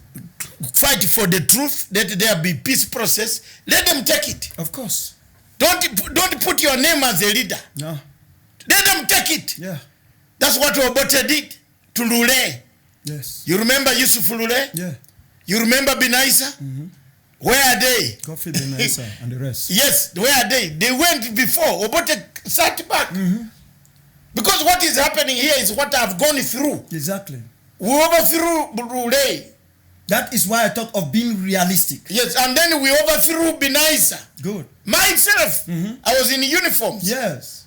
1978, 79. We overthrew presidents within 1 year. Yeah, Two. They were gone. We put them on a plane and threw them out. Yeah. Because we started with political leadership. Instead of humanitarian leadership. Exactly. The people are dying on the ground. The women, the children, the schools are closed, the dispensaries, the shops, they can't have even money from your own parents. That's what you people should start fighting for first. Not fighting for political leadership, arranging who is going to be an ambassador in New York. Rubbish! How can you expect that you are in a struggle where somebody wants to put in $20,000? He's already negotiating that when Ambazonia comes, he or she will run the pharmaceutical industry. You are trying to escape from a corrupt and demonic system to start implementing another one. So it's the same thing. Dr. Masanga, the APLM has a solution to that problem. Yes. And this is it. We are thinking that getting our lessons from what happened in East Timor, yes, and what happened in South Sudan. East Timor, the moment the international community accepted that they become independent. South Sudan, the processes leading to that independence. Yes. I'm not talking of the war. That if we bring that too, we might begin reaching a position in the southern Cameroons that this whole political stuff that is causing chaos and the death of our people might stop. Now let me be clear here.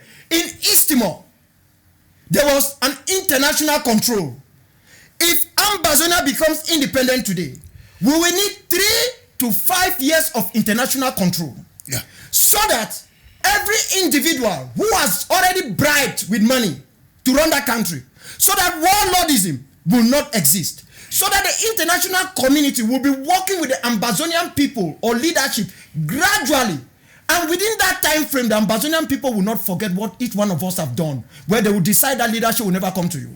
Yeah. So that if people know that one will not be fighting out to eliminate every other person so that they enthrone themselves in Boya tomorrow. That's the first point. The second point also for that leadership issue is that people will now know that, listen, it's the people that come first. It's not my idea of trying to lord it over all.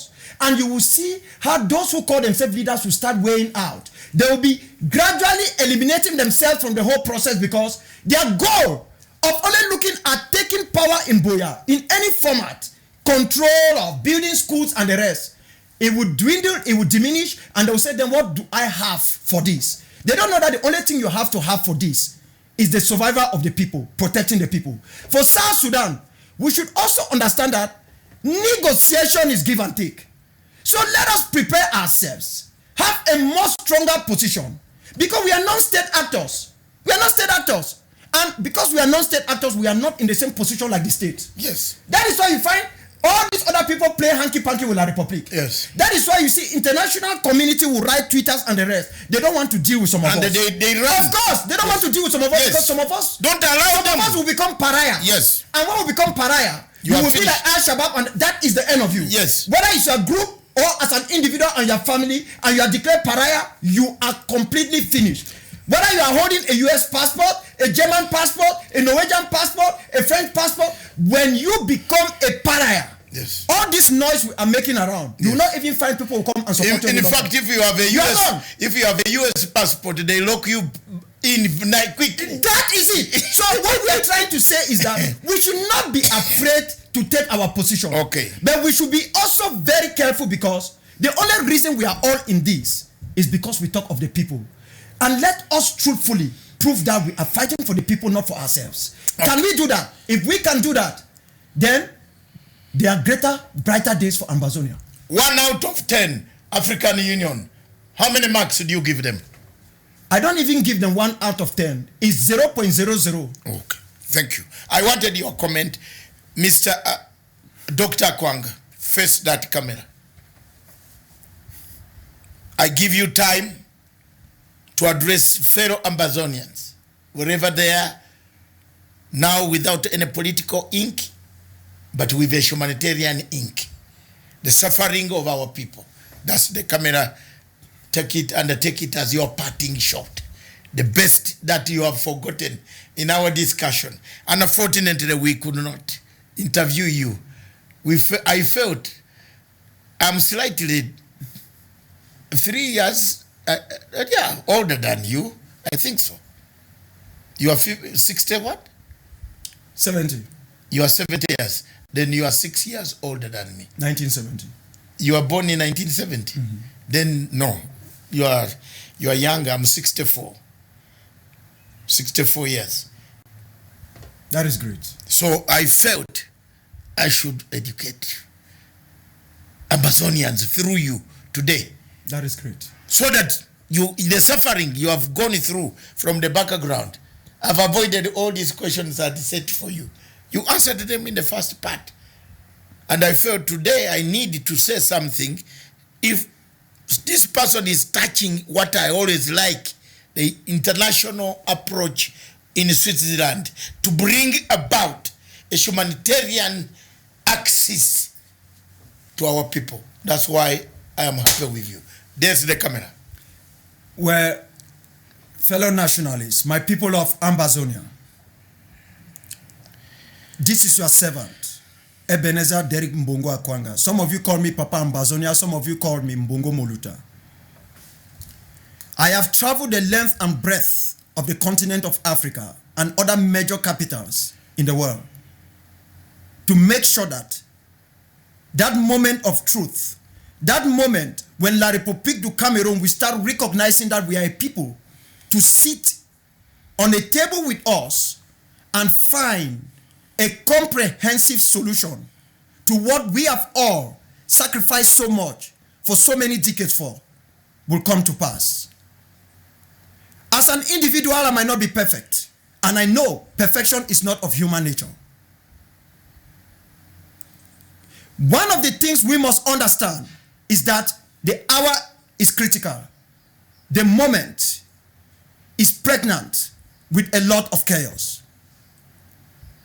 When people and groups like Punchline gives us the opportunity, we should take it. That does not mean that we will not have differences in understanding what is at stake. I give you permission to call me ambassador for Swiss cheese, as some of you have put it, as long as you put the people first, as I am doing. I knew the road would be thorny. I knew that it would be so catastrophic, so chaotic, so thorny among us, as it is with the state party. As we are struggling among ourselves to come to grips whether we should sit down and talk to La République du Cameroon under the auspices of the Confederacy of Switzerland. La République du Cameroon is asking itself whether they make an error to even say that yes, we will be willing to sit and talk with them if they are willing to sit, because they knew we will never take that offer. Our people are dying. our people are perishing.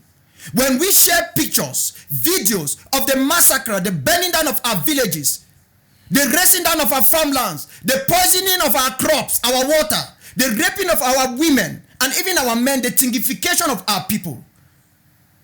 When we do this, we say we do it on behalf of our people.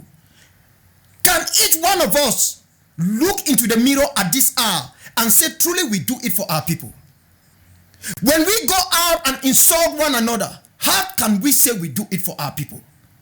When we go out and send other people's children to take risks, when we are afraid to take risks of our own for their behalf, how could we say we are doing it for our people? When we sit and fight over cake which has not even been baked, and in the course of that we destroy the baking machine, how could we say we are doing it for our people? When we fail to be pragmatic, to be realistic, to accept that facts are different from our opinions, how could we say we are doing it for our people? The world is watching us. Mark this day. When I came out and I called for the church in our homeland to be involved, many of you say I was satanic, and the church became involved. I did not receive the praises. I have no problem. When I said we do not need a government, not because government is not good, was because it will divide us. Many of you came out, you slammed on me. Today, we see the consequences of it. We are fighting against it. And everyone is trying to fight that government and fight themselves. And our people are dying. When I came, I said, listen, we need to defend our homeland, not because we need to kill fellow human beings. It's because we will either have to defend ourselves or we will commit suicide. Many of you people say, I was a terrorist, I was extremist, I was violent. What is happening today? I have not put a foot wrong. I have not said anything which has not come to pass. You can examine yourself, you can accept it, but the facts are there, the videos are there, the audios are there.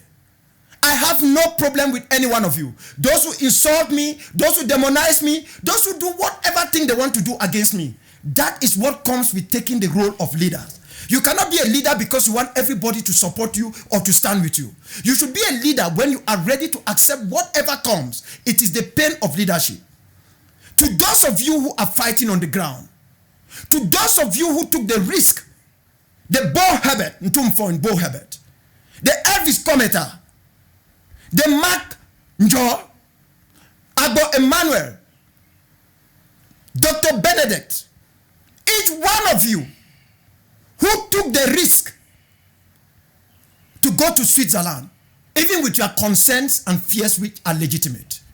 You have proven that you are ready to take risks for your people. That is what leadership is all about. That the only people we are going to negotiate will be those who have killed our people. La Republic has physically killed us, emotionally murdered us, psychologically tormented us and thingified us. Switzerland has not directly done that. La Republic has done it directly and indirectly. But if we have to negotiate, we will negotiate with those who have done this thing to us. That is how the process works. We might like it, we might not like it. We are part of this world and we must accept reality. Take this as an advice. If you want to become a spoiler, that should be your decision. But remember one thing. You can only move from being a spoiler to a pariah. And when you become a pariah, there will be no one to save you. It will be every neck carrying its own head. I do not want that situation for any one of you. Let us give reason to what Dr. Masanga and others are talking to us. Let us give room so that we can get those experts among us who will not be afraid to negotiate, who will not be afraid to face this process, but who will not negotiate out of fear, out of being shamed by each one of us out there. This is a risky game for any one of us who entered into it. It's a risky game. This situation is going to end on the table, my people. If we do not start preparing the grounds to end it, remember that a negotiated process can take 5 to 10 years. But you must begin it so that the international community sees in us not only our willingness to seek for a permanent positive peace through a comprehensive solution. What have I said? I said comprehensive solution because independence is at the top of it. But the international community will see us through this process as people who are matured enough to take care of their own governance. If If we do not do that, you might hear it today and you will regret it tomorrow. Yeah. They will impose a system upon each one of you, upon each one of us. We will complain, we will throw insults, but there is nothing we will be able to do. The Syrian opposition failed to listen. Hafez al-Assad is still in Syria. Hundreds of thousands have been slaughtered. It has happened all over the world. We will not make the errors of South Sudan. That is why I study the history of South Sudan. And for this, even Comrade Ayaba can attest that when I decided to do research work on Sudan and South Sudan, it was on the basis of this struggle. When he decided that he wants to do research work on the human rights situation in La République du Cameroon, it was so that tomorrow impunity will not be permitted. That is how we sacrifice in this struggle. So if you have come into this struggle without putting the people first, you want to put AKWANGA first as your brother, your relative, your tribe man, your classmate, you are making a very erroneous mistake. And your conscience will haunt you to the rest of your life. Don't put me first. Don't think only about my own safety. Think about the safety of our people. For the only reason we are doing this, as each one of us is claiming, is for our people. But we should truly ask ourselves, are we doing it for our people or for pride? Do we go to Facebook for that few minutes of fame, or we go to Facebook because we want the rest of the world to know? It's a question we must each ask ourselves. As for me and the APLM, and for all the other leaders who have committed to this, we might not be perfect, but we will not pull out from this process at this moment. Yeah, the time will come when we will see eyeball to eyeball and make sure that we have given everything and the other side have not given anything. And the rest of the world will know that we have proven our maturity. Yes. And they will see with us. For now, become a part of this process. Not because it's a perfect one, not because you trust the mediator as you keep arguing. It is because this process will not be handled only by one mediator. There will be guarantors on the table. And those guarantors are the people you call every day. The United Nations, the United States of America. We want France on the table so that they will not become spoilers. We want the United Kingdom on the table so that they themselves will look into their hearts and see the errors they made. We want the Federal Republic of Germany on the table because they have played a part in our homeland. We want the African Union because if we become an independent country, we will be in Africa. Whether we accept to join the AU or not, we'll become a part of this beautiful continent. Thank you. We want even Nigeria to be on the table because we will be neighbors with them. Yes. This is how the system works, my people. Nobody should deceive you. You will hear all types of things out there. Don't be deceived. Otherwise, it will not be the blood of our people that La République has spilled. It will be each one of you who will make the wrong twist, who will be responsible for the carnage that has taken place in our homeland. Your people need you, and this is the hour to be pragmatic, to be realistic, but to keep that position of extremism that we will settle for nothing but total and unconditional independence. Thank you very much, and may God continue to look kindly upon you, and may our forefathers have their hands upon each one of you, for as a people, we will have the good, the bad, and the ugly. Thank you very much, viewers, wherever you are.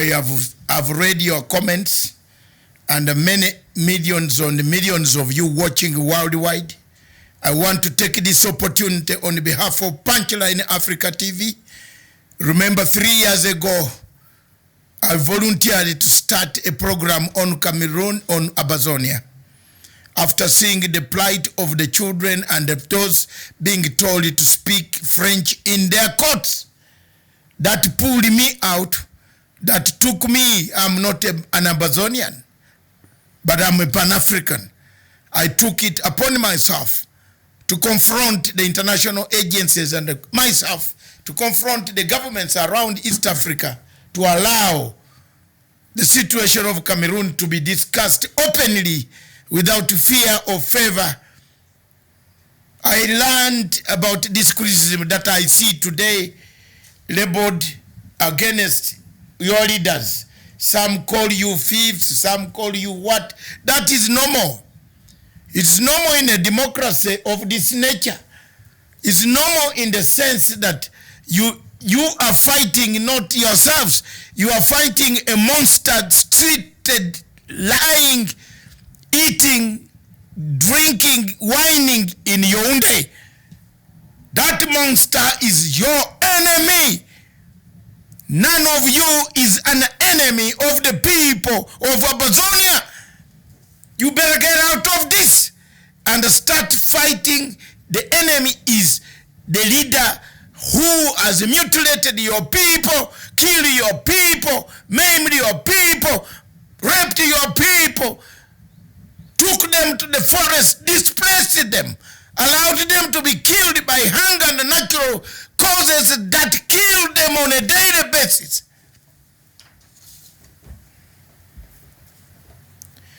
I believe that one day that freedom will come. And that freedom will come through the betterment of the refugee and the humanitarian crisis that the Ambazonian people find themselves in. The only way you can have that humanitarian axis is by engaging not the government of La Republic, but engaging the international community by laying grounds on the international scene that will bring about the changes that you yearn for in this Ambazonia. You need friends. At this hour, don't make enmity. Enmity does not push us towards total emancipation. It retards us towards slavery. Therefore, my people of Ambazonia, take heart. Fight for the right cause. Engage. Engage. Engagement is the best way. Listen to everybody. I would like to call upon you that there will be an international conference, Congress in Ghana, for international liberation organizations. ANC, the Vietnamese, the Indians, the African National Congress, the CCM, the KANU, the African KANU National Congress. They are part of the liberation organizations. Uganda People's Congress of my own country, where Obote struggled for. I'm a member. I've never changed, and I will die with my card. It is in my wallet. It's the only card that I carry in my wallet until God calls me home. We shall all, the Congress Party, the National Congress of Ghana, of Kwame Nkrumah, the founding father of Pan-Africanism, that conference will take place in Ghana between August 17th to 20th. During that period, the question now of Ambazonia will be raised to the international scene, and we, all of us, speaker by speaker, will come with our fire, and we shall talk. We welcome everybody on the keyboard to listen to the oratory skills, because there are many people, great Africans with Pan-African spirit, who have never talked, who stand firm. I have no regrets about Paul Biya. I have no regrets for Buhari.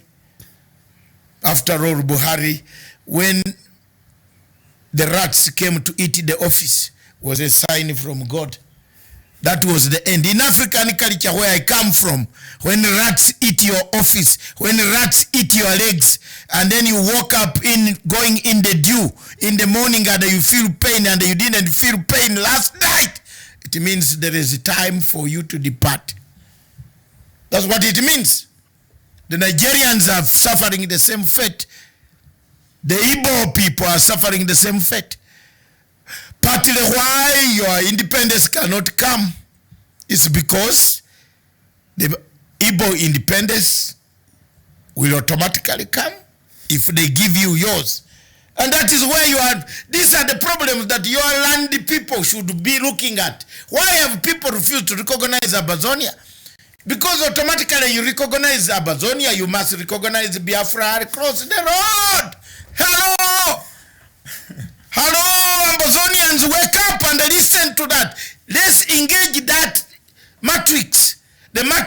is that your independence is tied to the 67 war. That once they recognize Ambazonia, you must recognize the Igbo, the Biafra, across, your brothers across. You don't see that? That's why I've refused to watch AFCOM. On a fine note, Cameroon is playing in AFCOM. So what? Rubbish. Uganda is playing in AFCOM. Rubbish. Kenya is playing. I'm not watching. Do you know why? I want to tell you why. After 66 years of independence, our football is sponsored by Total Oil. Are you not ashamed as an African? Did you see that one?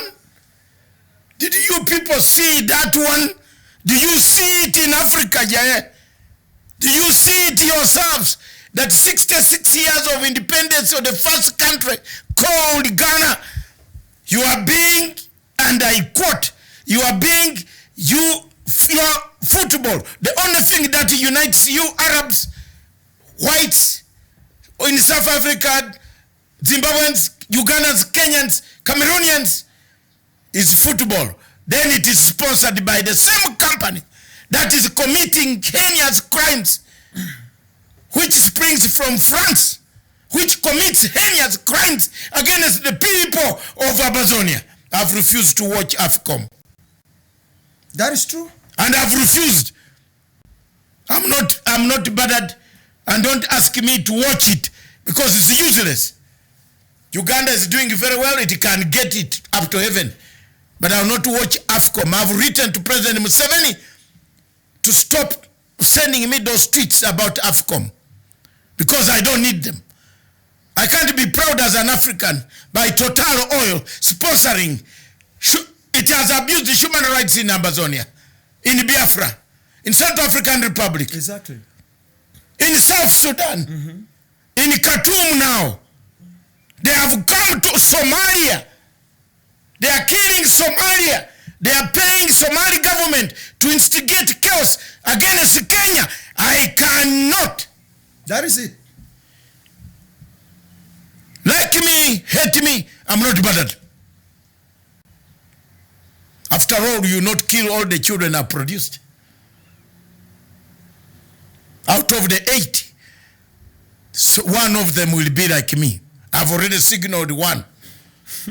So, yes, they are all grown-ups. I've signaled 1 or 2 who will take my position and speak with facts, without fear. France is dismembering our continent. France is destroying our continent. France is scheming regime change in our continent. Why are they not scheming regime change against Yaoundé? Why? That's a good question. Why? Fellow Africans, that is the day when we speak like a Kwame Nkrumah. Before I leave, I want to remind Dr. AKWANGA about Libya. What is happening in Libya leaves you take off your clothes and walk naked. You know what? They got a terrorist called General Khalifa Haftar, a terrorist, a well-known terrorist. They armed him, supplied him, equipped him. Together, Egypt, one of the biggest enemies of Africa is Egypt, United Arab Emirates, and France. They armed General Khalifa Haftar and told General Khalifa Haftar from Benghazi to drive across the desert To Tripoli. to go and kill Libyans. Shame. Egypt, Assisi, is not worth Africa. I don't know why people are crowding in Cairo that they want to see football. It's a shame. How do you crowd in a country where a president has extended his mandate to rule until 2032? It's a shame. How do you crowd in a country where the president is equipping General Khalifa Haftar to kill Libyans, yet we have recognized the government that they are killing in Tripoli. Have you seen that? The government in Tripoli is recognized by AU and the UN. Yes, of course. They have made it very clear that Khalifa works for them, that Khalifa backs the government in Tripoli, the government that they want. That is the hypocrisy, and that is what I'm trying to let Ambazonians understand, that the world doesn't work the way some of them want it to work. We must understand the way it works, use it to our own benefit by taking our people's interest first. Thank you. The world, it is so sad. It's indeed so sad. I want to invite Dr. Ayabacho.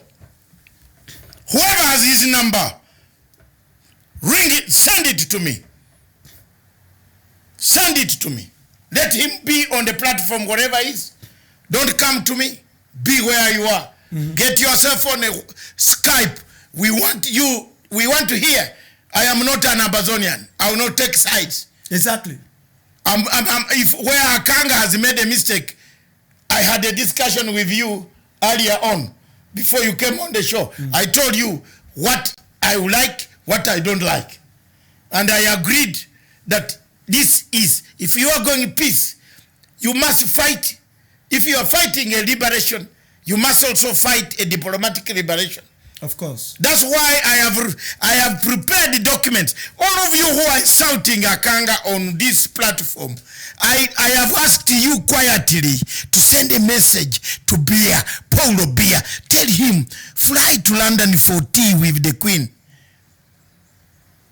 Doctor, don't worry about those insults. No, don't worry. That is nothing. They insult me even more. Yeah. Some of them insulted me when I was defending President UHURU KENYATTA and Ruto here in the ICC. They wanted me killed.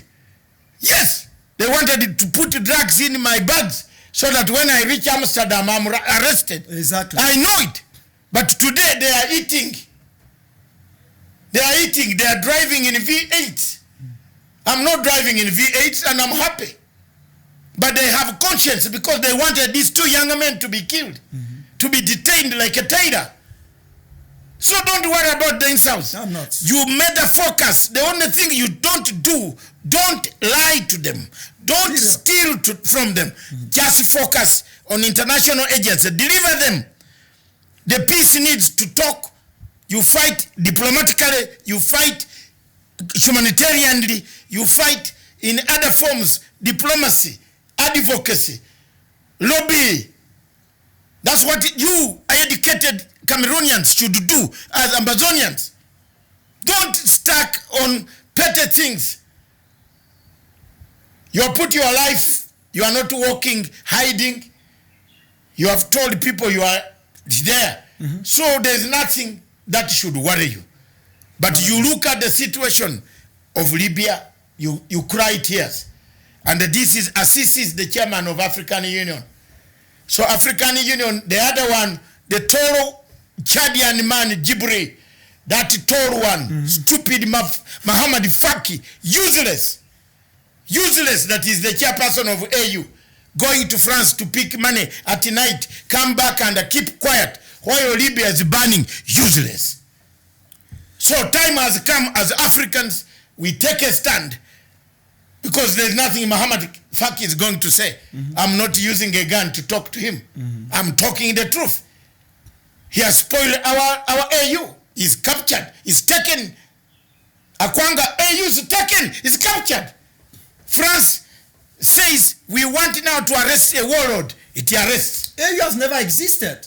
It has become a club of dictators. It's become a club of rulers. That's why I said the continent lacks leaders. We have rulers in the continent, and every ruler is a dictator. It's a problem in the continent. We don't have fathers, we don't have mothers. Everybody have abdicated their job. You go talk to them about Ambazonia, it's a no-go zone. Africans don't want to talk about it. Mbeki said what? Mbeki said, let there be an African solution for an African problem. How can you have an African solution to an African problem when Africans who pass around for leaders are so scared to say it as it is, to get engaged? How could you have it? Mr. Mansa Musa, send me an email on Africa strategy africastrategy@hotmail.com. I repeat, africastrategy@hotmail.com, and send a message on the telephone number +254 795 638 145, or ask South Cameroon Broadcasting Corporation. They will give you my number. They know how to find me. I want to interview every leader. I've now one is down. Next. Yes, I'm the man. Don't look for white mediators. I'm here. I'm here. I'll finish them. When they sit in the table, they will see this giant from East Africa. They will not make noise like him. He will not make noise because I can swallow him. Yes, you must, politics must have sense of humor, must have sense of accommodation. Accommodating views is very important. If you start like now, what about if you are given a nation? You mess it up. What are you going to do, Ambazonia, if you start pointing fingers at each other? Remember, there is no day that Jesus entered the temple of Jerusalem with his disciples. I want to think and leave you there. Jesus left his disciples after the donkey. You don't see in any Bible which tells you that along with his disciples, he entered the temple of Jesus Christ, of our Lord, the Father. No. Alone. So check. Those who are choosing him or the other or that, check whether Jesus entered with the disciples. Nobody will tell you. The disciples appeared on the Last Supper. That's when we saw them. Mm-hmm. There is nothing between that period. Miracles ended at the donkey. Mm-hmm. Have people found out why Jesus chose a donkey? And a new one. Because he saw so many things that had happened. The old men that he traveled with from the port of Capernaum at the Sea of Galilee, feeding 5,000 people. How many of them arrived with him in Jericho, which is 1824 furlongs? I don't know whether you know what furlongs is. The distance between Jericho and...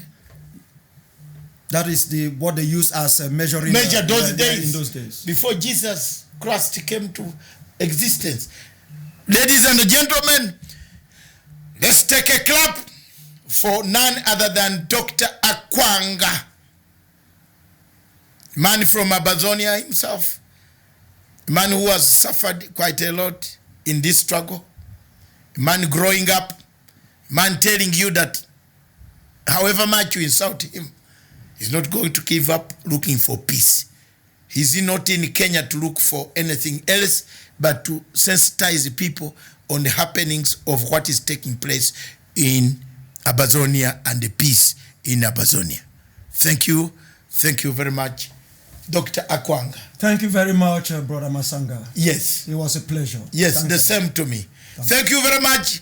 Our sister station, South Cameroon Broadcasting Corporation in Germany, in Berlin. Thank you very much for the satellite. We had a hiccup with the rest of the two topics. The topics on Somalia, Zimbabwe, and the topic on Sudan, Khartoum. We shall handle them very early in the morning tomorrow. And the Kenyan topics, the corruption in the parties. The elephant in the room is corruption in Kenya. It's tearing this country to down. 2, the legacy of President UHURU KENYATTA. 3, the center cannot hold in the Jubilee party. Things are falling apart. A white man has put a knife on the things that held us together. There is a bicycle that drinks milk. Remember Chinawa Achebe? Umofia clan. Page 53. That's quite interesting. Thank you very much, viewers. Thank you. Thank you, Africa. Thank you. God bless you.